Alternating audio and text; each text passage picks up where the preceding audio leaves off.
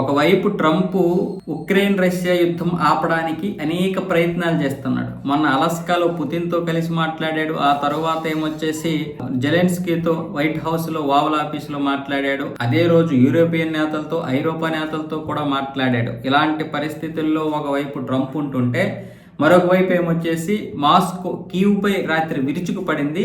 574 డ్రోన్లు 40 క్షిపణులతో విరుచుకుపడింది. దీన్ని Ukraine ధృవీకరిస్తూ Russia మాపై ఈ 4 సంవత్సరాలు చేసినటువంటి దాడిలో అతిపెద్ద దాడి ఇదే అంటూ కూడా ఒక ప్రకటన విడుదల చేసింది.